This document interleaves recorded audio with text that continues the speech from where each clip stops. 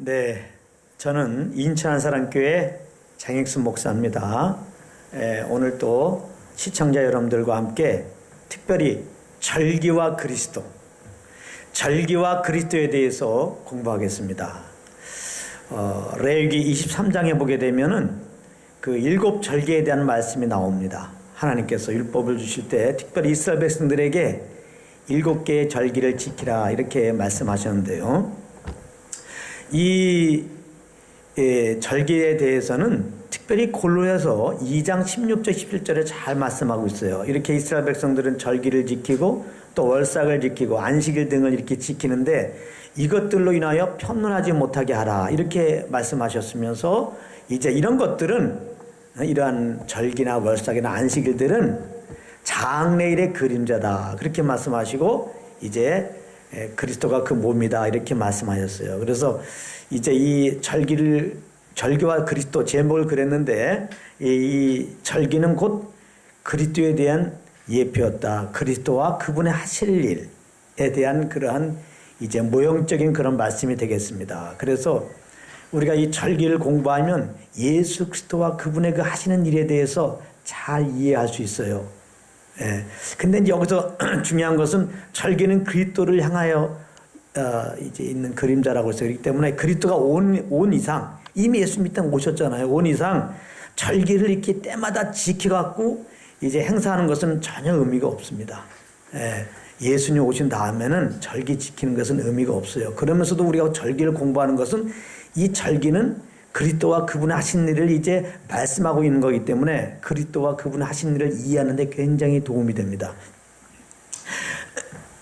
그래서 우리가 7개의 절기를 간단하게 이제 우리가 좀 오늘 살펴보겠는데 이제 처음에 유월절이 있고 무교절이 있고 초실절이 있고 그다음에 이제 오순절, 칠칠절이라고 하고 맥절이라고 하는 이 오순절이 있습니다. 그다음에 이제 나팔절이 있고 속죄일이 있고 그다음에 이제 장막절이 있어요. 이 모든 것이 다 그리스도를 향하고 있습니다. 특별히 이제 유월절이다 그러면은 그러니까 1월 14일 날 아비버이라고 그래 1월 종교력으로 유대인 그 1월 14일 날 이제 유월절을 지키는데 이 유월절은 이스라엘 백성들이 이제 애굽에서 종노를 하다가 이렇게 이제 모세로 말하면 출애굽되는데 그 출애굽되는 결정적인 일이 하나 있었죠. 그 바로가 마음에 강팍해서 이스라엘 백성들을 안 내놓습니다. 내줄라다가 안 내놔요. 그렇게 이제 그 하나님이 재앙을 그래서 내릴 때 재앙이 오면은 뭐 내줄 것 같이 하다가 재앙 끝이면 또 이제 이스라엘 백성을 안 내주고 이렇게 해서 이제 9번까지 그렇게 씨름을 합니다. 그러다가 이제 10번째 이제 하나님께서 재앙을 이렇게 내리는데 그 애굽의 장자들과 생축의 이 첫 것들을 다 죽이는 그런 재앙을 내리실 때 이제 이스라엘 백성들에게는 양을 잡으라고 합니다. 그래서 양피를 갖다가 진문 좌우설주와 임방에 바르면은 그 이제 심판이 넘어간다 이렇게 말씀하셨거든요. 그 말씀 따라 이스라엘 백성들이 정말 양을 잡고 그 문 좌우설주에다 임방에다가 피를 발랐더니 그 애굽에 이렇게 죽음의 사자가 왔을 때 이스라엘 피가 발라진 이스라엘 집은 넘어갔어요. 유월했습니다. 유월이라는 게 넘어가다는 거거든요. 그래서 이제 이 죽음의 심판에서 이스라엘 백성들은 구해지는 거죠. 그리고 이제 또 그 유월절로 말미암아 그 10번째 장제의 재앙으로 말미암아 이제 바로가 겁을 먹고 이스라엘 백성을 결정적으로 내어주죠. 그래서 이제 양의 피로 말미암아 그들이 죽음의 재앙에서 해방되고 결국은 이제 애굽의 종로에서 해방되는 일들이 있었는데 이거를 이제 기념하기 위해서 유월절을 이제 지키라 그러는데 결국은 유월절은 예수 그리스도를 향하고 있는 것이었다. 예수님이 이 땅에 오셔서 세례 요한이 그랬잖아요. 세상죄를 지거나 하나님의 어린 양을 보라. 그 유월절 어린 양을 말하는 거거든요. 그래서 유월절 어린 양으로 오셔서 정말 십자가에서 피 흘려 이렇게 죽으셨습니다. 그 피는 우리를 죄에서 그 심판에서 저주에서 해방시키기 위한 거죠. 그래서 예수님이 이제 우리를 죄에서 구원하기 위해서 십자가에서 피 흘릴 것을 이제 말씀하는 것입니다. 이건 이미 다 이루어졌죠. 그게 이제 유월절을 말하는 겁니다. 그러니까 이제 유월절 지킨다는 건 다른 것이 없어요. 우리를 위해 피 흘려주신 예수님을 감사하면서 그 구원의 은혜, 감사하며 주님을 예배하고 찬양하면 그게 유월절 지키는 거예요. 이제 그런가 하면은 유월절 1월 14일인데요. 근데 이제 놀라운 것은 6월절 14일 날 1월 14일 날 3시에 양을 잡았어요. 근데 예수님이 정확하게 십자가에서 오후 3시에 돌아가셨거든요. 놀라운 일치입니다. 그리고 이제 1월 14일 날 6월절이고 이제 다음 날 15일 날이죠. 1월 15일 날 이제 무교절이라고 지킵니다. 이제 일주일 동안 이렇게 지키는데요. 무교절 날은 이제 특별한 것은 이게 무교병을 먹는다 해서 이제 무교절이라고 그러는데요. 무교병, 누룩 없는 떡. 그래서 이제 이 예수님이 이제 누룩은 죄를 상징하는 거거든요. 고린도서에 보게 되면 예수님이 죄 없는 그분이잖아요. 죄 없는 그분이 이제 우리 죄를 이렇게 짊어지고 죽으셔갖고 무덤 속에서 3일 동안 있었는데 그것을 상징하는 겁니다. 그래서 이 무교절이라는 게 원문에 맞게 그 의미를 생각하면은 그 묻어둔 것을 기념하는 날, 그 장사 지낸 것을 이제 축제하는 날 그런 의미예요. 그래서 6월절은 예수님이 십자가에 피 흘려 죽은 것을 말하는 것이고 이제 무교절은 예수님이 이제 무덤 속에서 3일 동안 계신 것을 이렇게 상징하는 겁니다.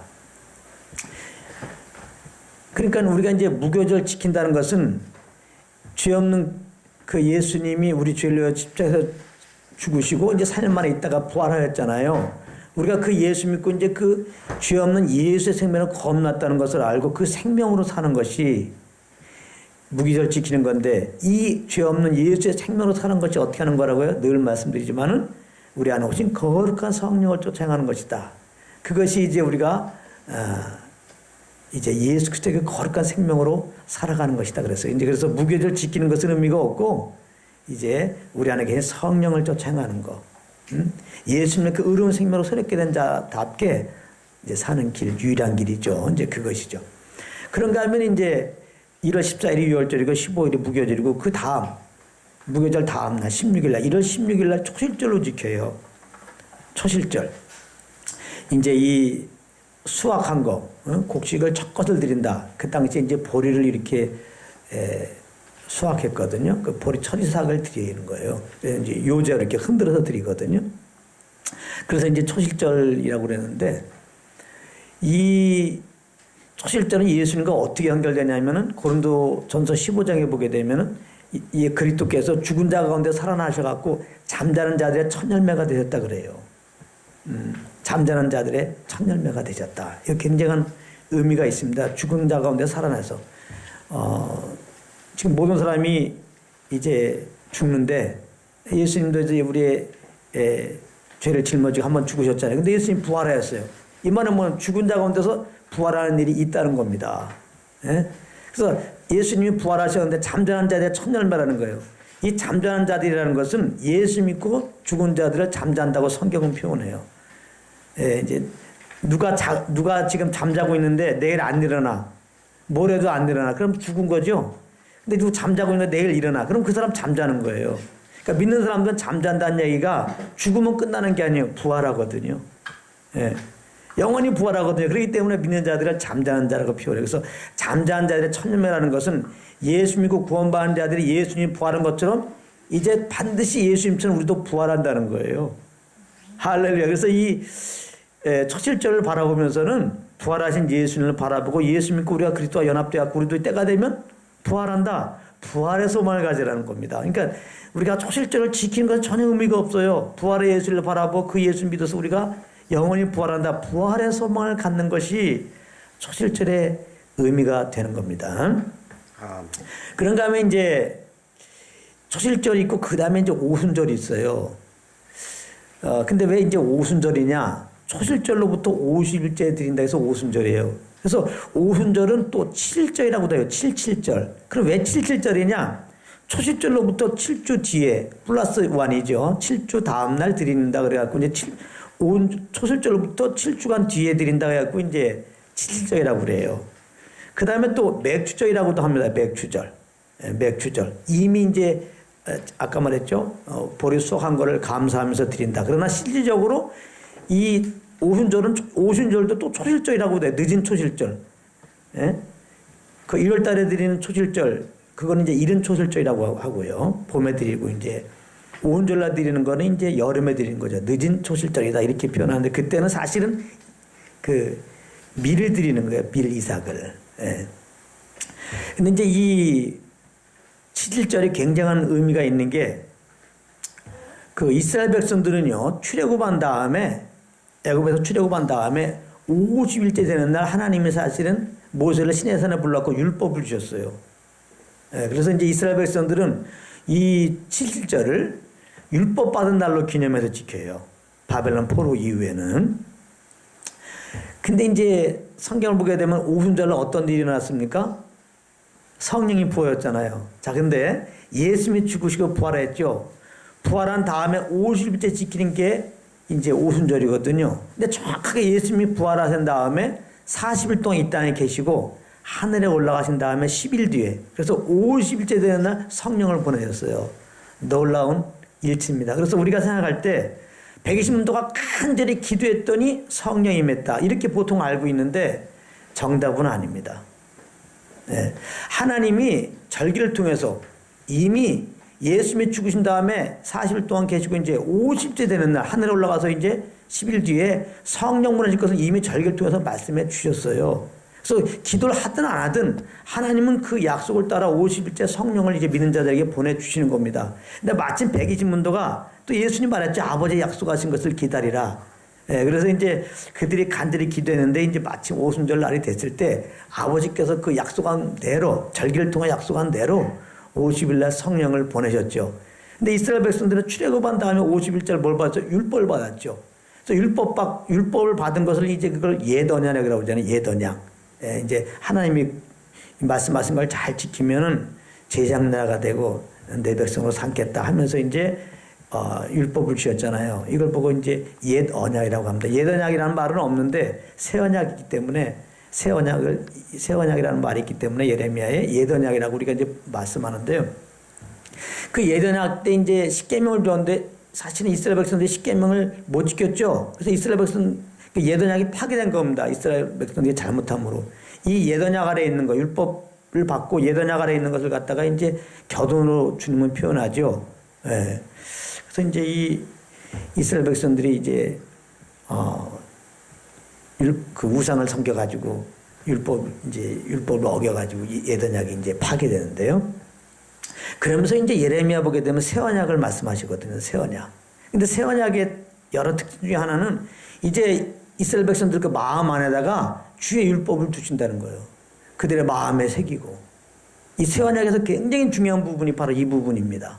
그러니까 새 언약은 예수의 피로 말미암아 이제 우리들을 구원할 것을 말씀하는 거거든요. 그래서 예수님이 죽으시기 전날 밤에 이 만찬하실 때 그 잔을 대시고 그 자기 흘리신 새 언약의 피를 상징하는 것이다 하면서 이제 포도주를 마시게 하잖아요. 그 예수님이 흘리신 피는 새 언약의 피예요. 그 피 안에서 이제 우리에게 베푸실 것을 말씀하는 게 이제 새 언약인데요. 그 새 언약 중에 뭐가 있다고 그랬어요? 율법을 너희들 마음 안에 두고 마음에 새겨준다고 그랬거든요. 이 말은 다른 것이 아니라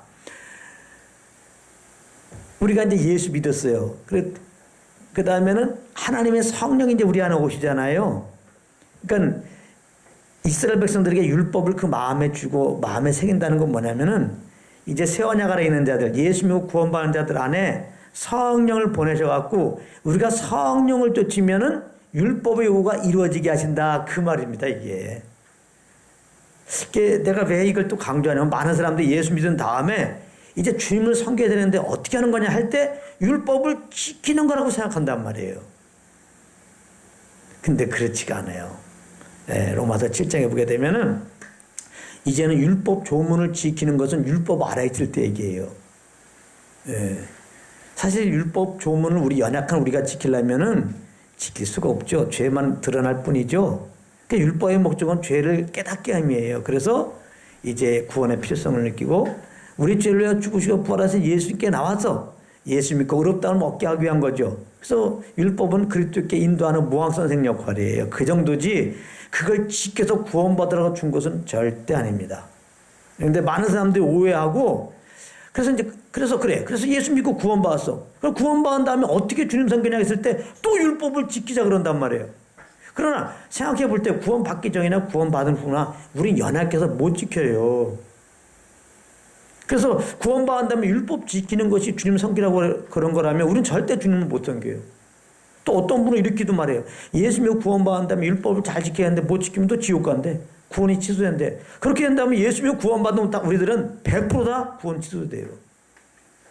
우리 율법을 못 지키니까 600의 열쇠까지 다 지킬 수 있어요? 그걸 꼭 짠 게 10계명이에요. 10계명 지킬 수 있냐고. 지킬 수 있다고요? 마지막 계명이 뭐예요? 탐내지 말라는 거죠. 안 탐낼 수 있습니까?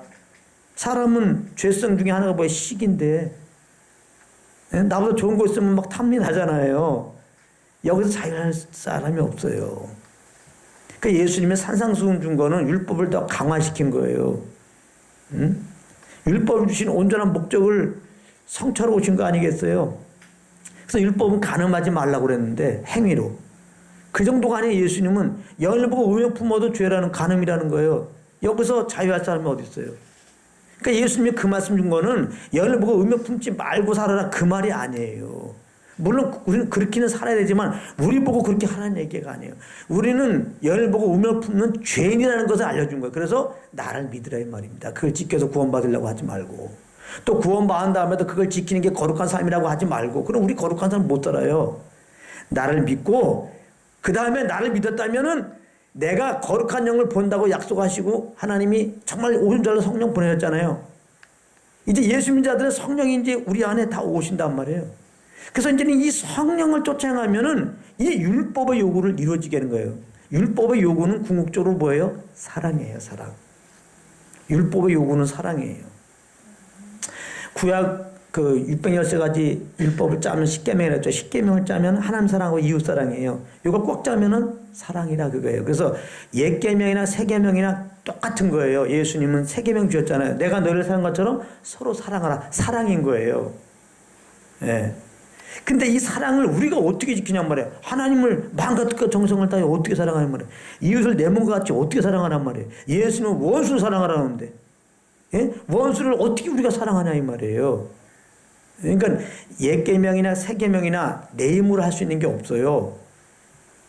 옛 계명을 우리는 못 지켰으니까 죽어야 돼요. 근데 예수님 대신 죽으셔서 이제 구원의 길을 마련해 오시고 회개하고 우리 예수 믿었어요. 그래서 구원받았어요. 그럼 우리에게 새 계명이 있어요. 그럼 또 우리 힘으로 사랑하는 게 아니에요. 이제 예수 믿는 우리들에게는 성령이 오셨단 말이에요. 새 언약의 약속 따라 나의 법을 내 마음에 두고 내 마음에 새겨주고 이거와 같이 성령으로 오셨단 말이에요.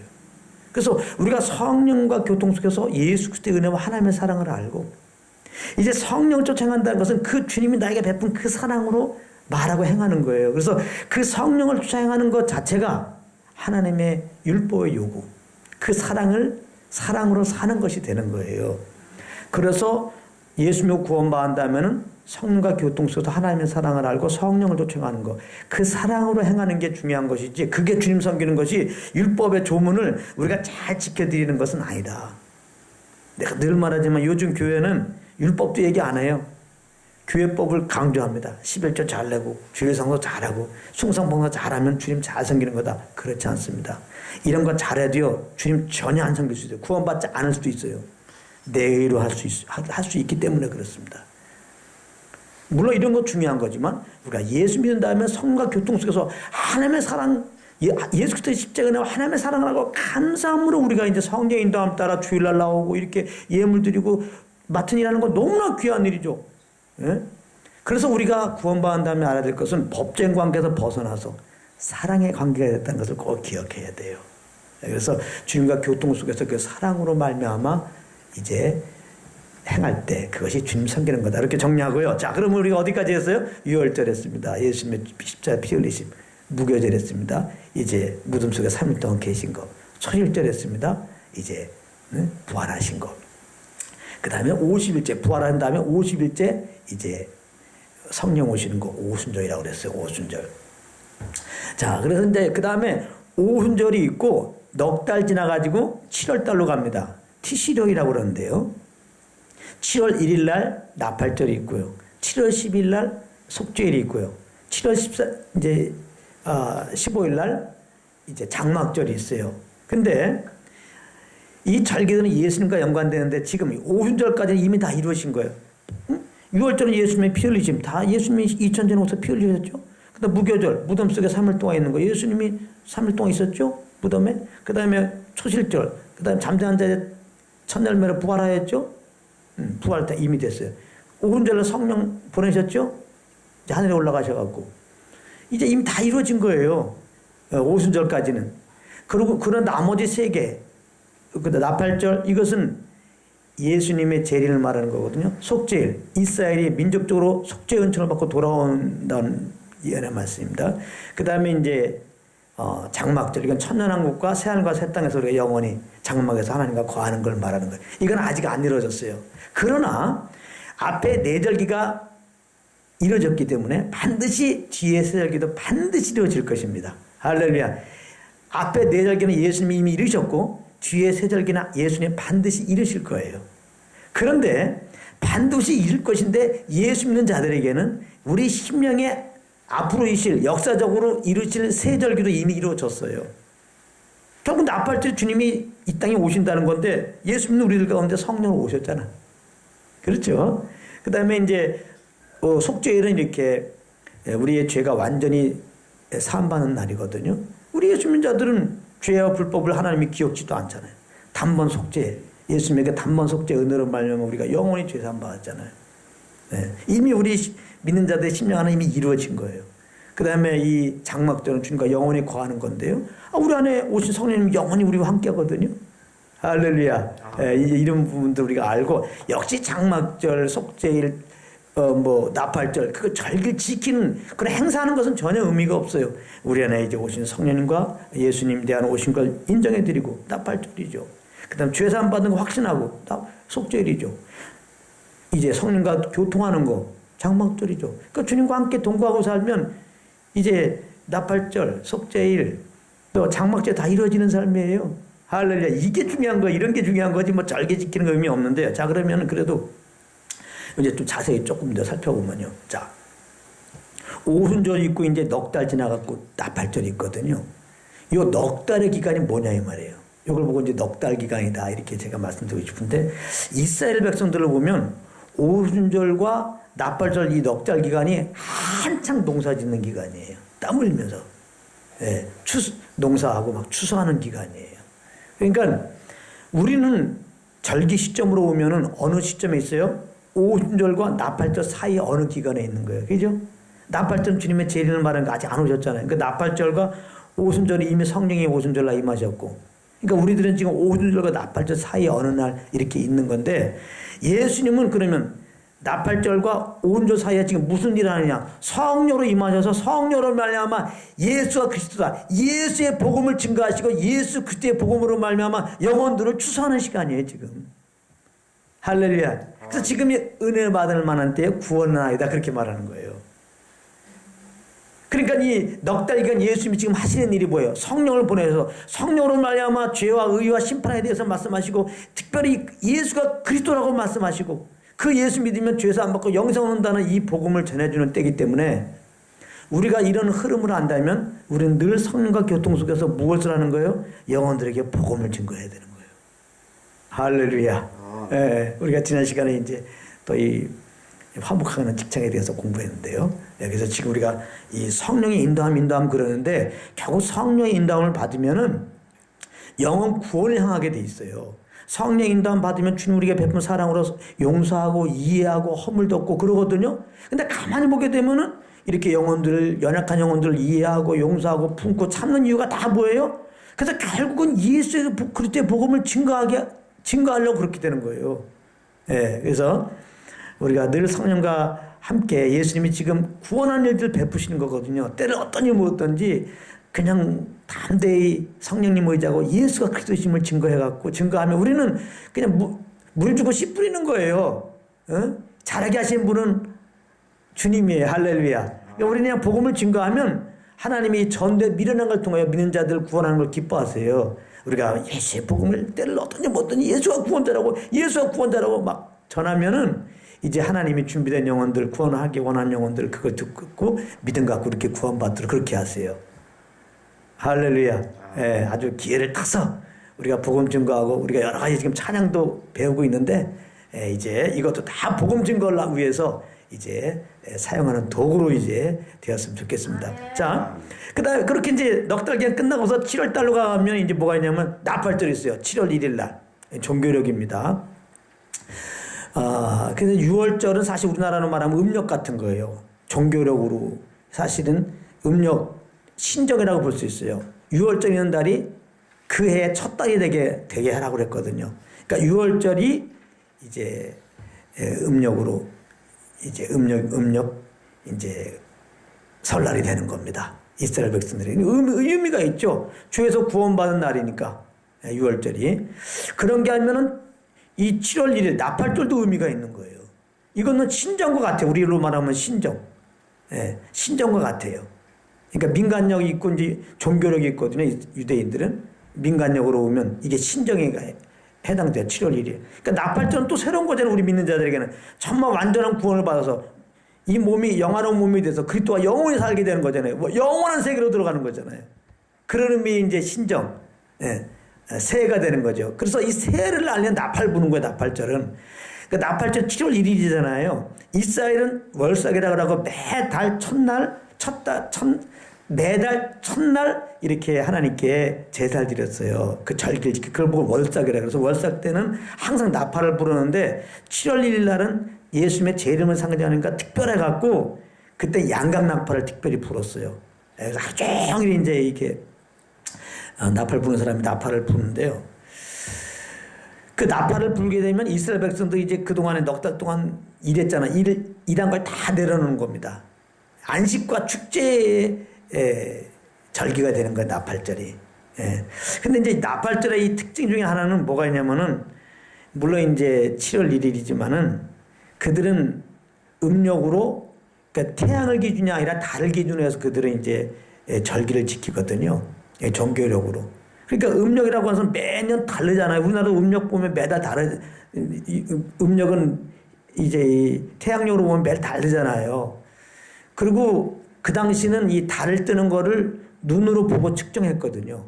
그래서 월삭 때가 되면 두 사람을 딱 지정을 해갖고 달 뜨는 시간을 이제 이렇게 매달 1일쯤 됐을 때 달 뜨는 걸 보면서 이제 뜨면은 이제 지금 이달 첫날이다 하고서 이제 나팔 부는 거거든요. 그 두 사람이 얘기를 해서 일치가 되면은 이제 나팔 불고서 이제 월삭 시작을 알리는 거예요. 그런데 7월 1일 날은 굉장히 중요하니까 3명을 두었어요. 3명을 지정해서 3명이 이렇게 이제 달을 관찰하는 겁니다. 그래서 달 뜬 걸 이 사람이 보고 달 떴다. 이 사람이 달 떴다. 이 사람이 달 떴다. 이 시점이 같으면 그때가 이제 그러니까 7월 1일 나팔절이 되는 거예요. 그래서 나팔을 이렇게 부는 거예요. 그러니까 제가 뭘 말하는 거예요? 나팔절의 그 7월 1일이라고 하는 날짜는 정확하지 않다는 거예요. 뭘 말하는 겁니까? 예수님 오시는 날짜는 정확하게 모른다는 거예요. 때와 기한은 모른다고 그랬잖아요. 이게 그런 의미예요. 예수님이 나팔절 절기를 보면서 절대로 유대인들은 이 나팔절 절기를 정확하게 알 수가 없어요. 조금씩의 차이가 있단 말이에요. 예수님이 그걸 염두에 두고 때와 기한은 알 수 없다. 그러니까 정말 예수님이 언제쯤 이스라엘 백성들이 언제쯤 나팔절이다 그건 알죠. 그러니까 사람들 두어갖고 좀 달을 관찰하는 거거든요. 성경을 보게 되면 예수님 오실 때쯤 여러 가지 말씀해 주셨잖아요. 그러나 정확한 날짜를 말씀하지 않았어요. 누가 뭐 1992년 10월 28일 그런 일도 있었는데요. 정확하게 언제 예수님 오신다 그러면 그건 잘못된 겁니다. 분명히 예수님도 나도 모른다고 그랬어요. 이제 이 절기를 보면 놀라웠게 우리가 이런 부분도 우리가 이제 살펴볼 수가 있습니다. 그래서 성경을 보게 되면 뭐 데살로니가서 6장에도 보면 예수님이 하나님의 나팔과 호령과 하나님의 나팔과 함께 예수님이 이렇게 강림하실 걸 말했잖아요. 뭐 마태복음에도 있고요. 그래서 이 나팔절은 예수님의 강림이다. 반드시 예수님은 이 예언의 말씀 따라 우리가 때와 기한은 정확하게 모르지만 반드시 오십니다. 할렐루야. 반드시 오십니다. 그러니까 또 이걸 정확하게 안 말씀하신 이유가 있어. 내일 오신다 그러면 좀 마음대로 놀다가 이제 저녁 때쯤에 예수 믿고 뭐 어떻게 주님 상견척 할 거 아니에요. 언제 오실지 모르니까 항상 이 시간 바로 뒤에 올 수도 있고 내일 올 수도 있고 항상 깨어있게 되는 거예요. 주님의 재림을 생각할 때 언제 올지 모르기 때문에 그걸 안 알려줌으로 말이야. 우리가 항상 자연스럽게 깨어있게 그래서 항상 우리는 이 재림의 신앙을 늘 가지면 자연스럽게 내 신앙이 끼어 있어요.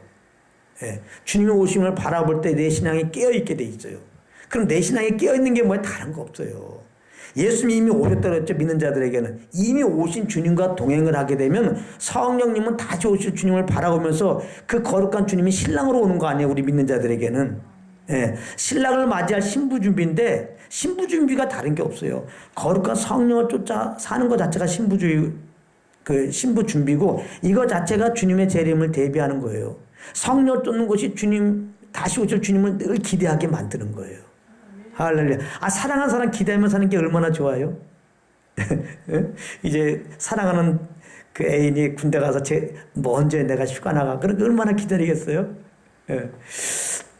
우리가 진정으로 성령과 동행한다면 또한 성령님은 우리 구주 예수님이 다시 온다는 것을 바라보면서 이렇게 더욱더 그 주님 만난 날을 바라볼 때 요한일서 3장에 보게 되면 우리가 더 거룩 깨끗하신 그분을 깨끗한 모습으로 바라볼 그런 소망을 가지면서 우리가 세상에서 구별된 삶을 산다. 더욱더 성령을 쫓아 산다. 이렇게 말씀하고 있어요. 그런 다음에 이제 속죄일이 있어요. 7월 10일 날 드리는 건데요. 그 이스라엘은 속죄 제사가 많이 잘못하면 이렇게 이제 속죄 제사를 드려요. 이거와 구별돼서 이 속죄일은 대속죄일이라고 하는데요.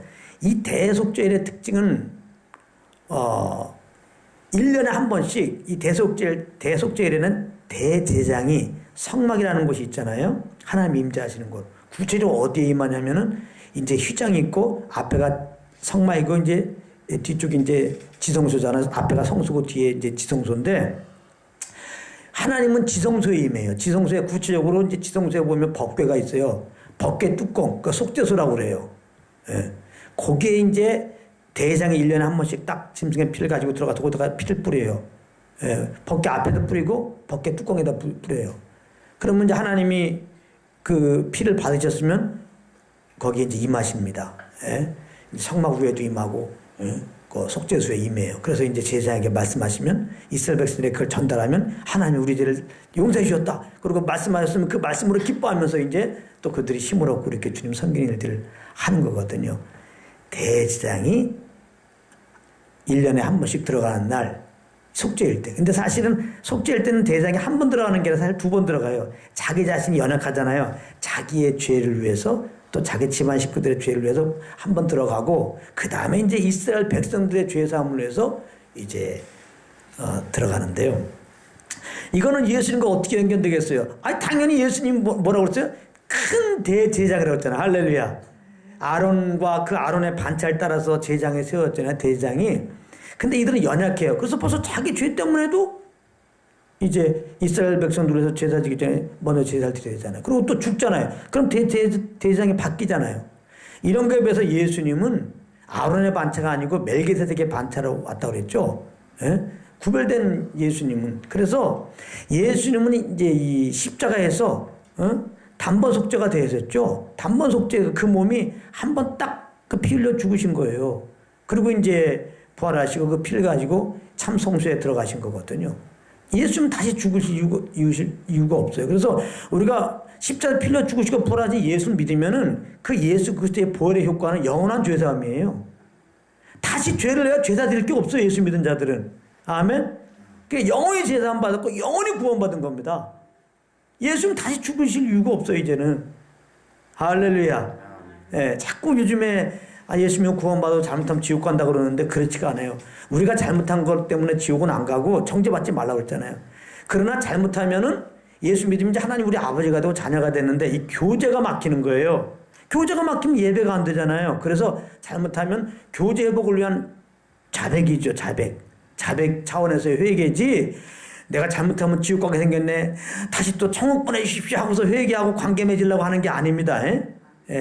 히브리서 10장에 보면 저희 죄와 불법을 기억하지 않는다 그랬는데 특별히 이제 이 대장이 그래서 이 속죄일 때 보면요 염소 2마리를 데리고 옵니다. 이게 굉장히 중요한데요. 그래서 제비를 뽑아갖고 2마리 중에 1마리는 이제 여호와를 위하여 이제 해갖고 이스라엘 백성은 죄 사함을 해요. 제사를 드리고 또 1마리가 있는데 이건 아세사를 위하여 이제 만 뽑히는 그 이 염소는요, 태장이 이제 이렇게 하나님께 제사 드리고 나온 다음에 이 아세살로 뽑힌 양에게, 염소에게 머리에 이렇게 안수를 합니다.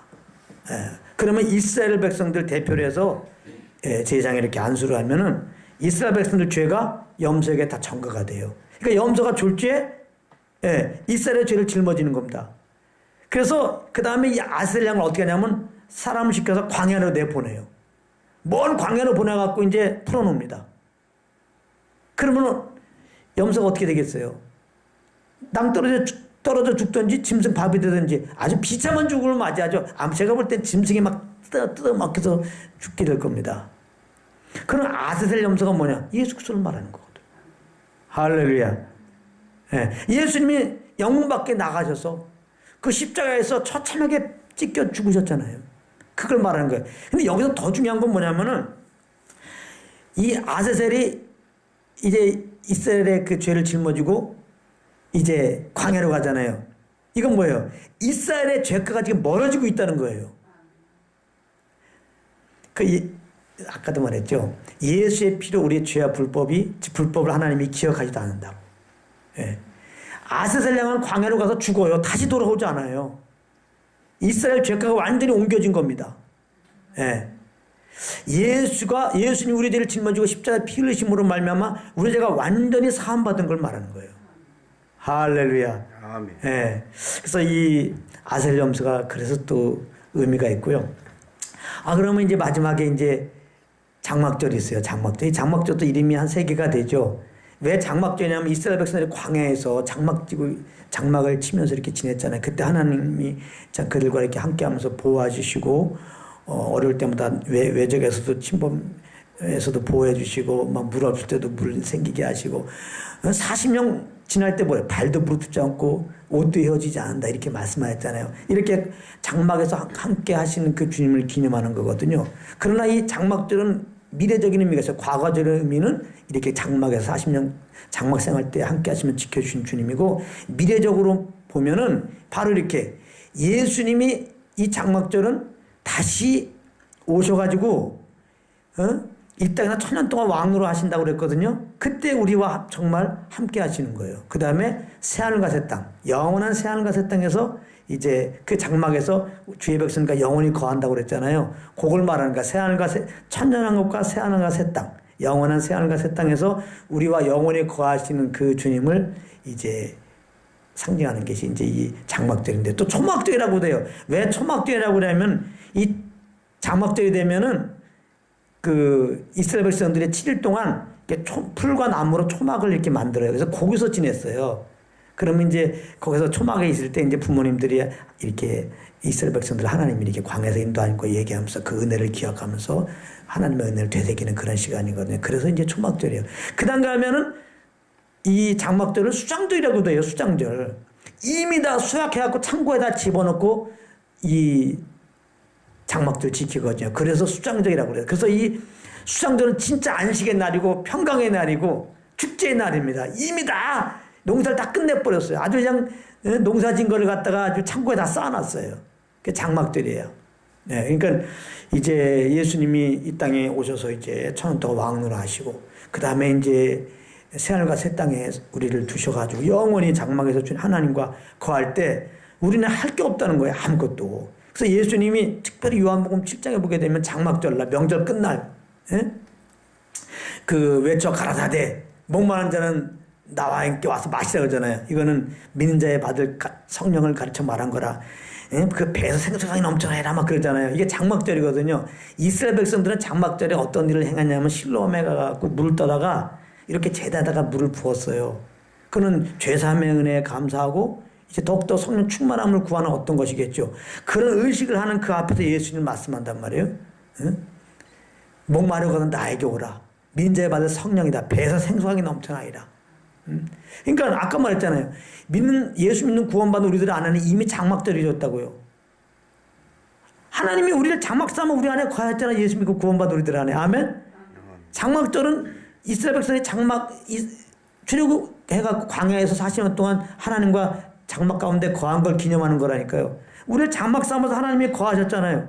그러니까 우리가 성령님과 이렇게 함께 거하는 거예요. 그렇게 사는 거예요. 그게 장막절의 삶이니까 신앙생활을 한마디로 말하면 장막절의 삶이에요. 아멘. 할렐루야. 근데 이거는 굉장히 중요한 의미가 있어요. 이 장막절을 그 예수님이 요한복음 7장에 말씀하는 것을 또 거의 같은 의미로 에스겔이 47장에 환상을 보거든요. 성전 문지방에서 물이 흘러나옵니다. 막 물이 계속 나와갖고 막 사람 발목까지 될 정도로. 그 다음에 물이 계속 나와갖고 막 무릎까지. 그 다음에 서 있지를 못해. 물이 너무 많이 나와갖고 막 그냥 헤엄쳐요. 이게 막 강을 이루어요. 보니까 강 좌우에 나무들이 막 열매를 맺혀요. 근데 이게 바다가 들어가니까 바다에 막 죽은 생물들이 살고요.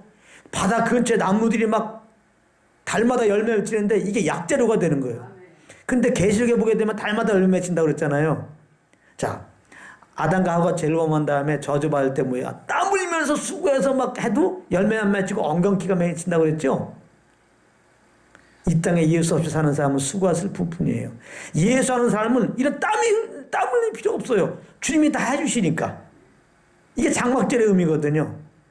이게 물이 나오니까 알아서 열매가 맺혀서 따먹기만 하면 돼.